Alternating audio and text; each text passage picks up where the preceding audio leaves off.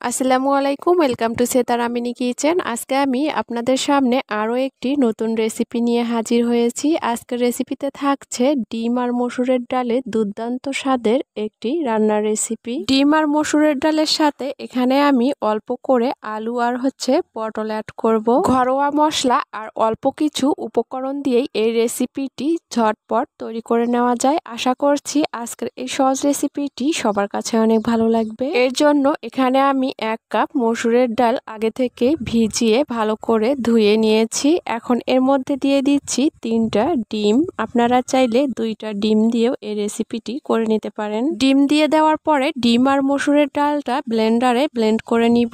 আপনারা চাইলে ব্লেন্ডারে ব্লেন্ড না করেও পাটাতে ডালগুলো বেটে তারপরে এর মধ্যে ডিম দিয়ে ভালো করে মিশিয়ে নিলেই হবে। আর দেখতেই পাচ্ছেন ডিম আর ডালটা কিন্তু আমি ব্লেন্ডারে ব্লেন্ড করে নিয়েছি। এখন এগুলো একটা মিক্সিং বলে নিয়ে নিচ্ছি। এখন দিয়ে দিচ্ছি এর মধ্যে 1/2 কাপ পেঁয়াজ কুচি, স্বাদ অনুযায়ী লবণ, 1/2 চামচ দিয়ে দিচ্ছি ভাজা জিরার গুঁড়া, গরম মশলার গুঁড়া দিয়ে দিচ্ছি 1/2 চামচ, পরিমাণ মতো হলুদের গুঁড়া, আর দিয়ে দিচ্ছি অল্প করে কাঁচা মরিচ। আপনারা আপনাদের স্বাদ অনুযায়ী মরিচটা এর মধ্যে মিশিয়ে নেবেন। সব কিছু দিয়ে দেওয়ার পরে ডিম আর ডালের সঙ্গে ভালো করে মিশিয়ে নিতে হবে। অপরদিকে একটা প্যানে নিয়েছি 1/2 কাপের থেকে একটু কম সয়াবিন তেল। তেলটা যখন গরম হয়েছে ভালোভাবে তখন এর মধ্যে দিয়ে দিচ্ছি ডিম আর ডালের মিশ্রণটা। আর এই মিশ্রণটা চুলার তাপটা লো হিটে রেখেই ঢাকনা দিয়ে ঢেকে এক পাশে কুক করে নিতে হবে। যখন এক পাশটা হয়ে যাবে তখন 2 পাশ থেকে ধরে এভাবে করে উল্টিয়ে দিতে হবে।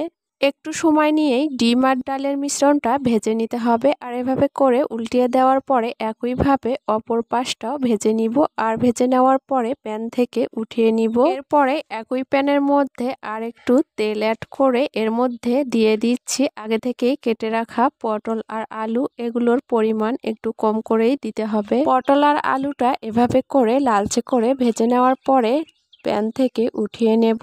এখন একই তেলের মধ্যে দিয়ে দিলাম 1/2 কাপ পেঁয়াজ কুচি, 1/2 চামচ আদা ও রসুন বাটা, 1 চামচ লাল মরিচের গুঁড়া, দিয়ে দিচ্ছি পরিমাণ মতো হলুদের গুঁড়া। এরপরেই এর মধ্যে দিয়ে দিচ্ছি কিছু পরিমাণে পেঁয়াজের পেস্ট আর টমেটো। আপনারা চাইলে এই টমেটোটা বাদ দিতেও পারেন। এখন সবকিছু একটু ভেজে নিচ্ছি কাঁচা গন্ধটা চলে যাওয়া পর্যন্ত। চুলার তাপটা লো হিটে রেখেই এগুলো ভেজে নিতে হবে। এখন দিয়ে দিচ্ছি 1/2 চামচ ভাজা জিরার গুঁড়া, গরম মশলার গুঁড়া দিয়ে দিচ্ছি 1/2 চামচ, দিয়ে দিচ্ছি স্বাদ অনুযায়ী লবণ। সবকিছু দেওয়ার পরে আবারও এই মশলাগুলো 3 থেকে 4 মিনিটের মতো ভেজে নিতে হবে। মশলাগুলো এভাবে করে ভেজে নেওয়ার পরে এখন এর মধ্যে দিয়ে দিচ্ছি 1/2 কাপ নর্মাল পানি, মশলাগুলো আরো ভালো করে কিছুক্ষণ কষিয়ে নেওয়ার জন্য। আর মশলাগুলো 5 মিনিট ভালো করে কষিয়ে নেওয়ার পরে যখন পানিটা শুকিয়ে তেলটা এরকম উপরে ভেসে উঠেছে তখন এর মধ্যে দিয়ে দিচ্ছি আগে থেকে ভেজে রাখা পটল আর আলু। এগুলো মশলার সঙ্গে কিছুক্ষণ ভালো করে কষিয়ে নিব। চুলার তাপটা লো হিটে রেখেই এগুলো কষিয়ে নেওয়ার পরে এখন এর মধ্যে দিয়ে দিচ্ছি পরিমাণ মতো পানি। আর এর মধ্যে অবশ্যই গরম পানি দেওয়ার চেষ্টা করবেন, এতে করে এই রান্নার স্বাদটা আরো দ্বিগুণ বেড়ে যাবে। অপরদিকে ডিম আর ডালের মিশ্রণটা ভেজে রেখেছিলাম ওইটা কিন্তু ঠান্ডা হয়ে এসেছে। এখন এগুলো এরকম 4 কোনা শেপের করে কেটে নিব। আপনারা চাইলে যে কোনো শেপের করেই কেটে নিতে পারেন। আর এভাবে করে সবগুলো কেটে নেওয়ার পরে এখন পটল আর আলুর মধ্যে এগুলো দিয়ে দিতে হবে। দিয়ে দেওয়ার পরে ঢাকনা দিয়ে ঢেকে চুলার তাপটা মিডিয়াম হিটে রেখে 5 মিনিটের মতো রান্না করে নিব।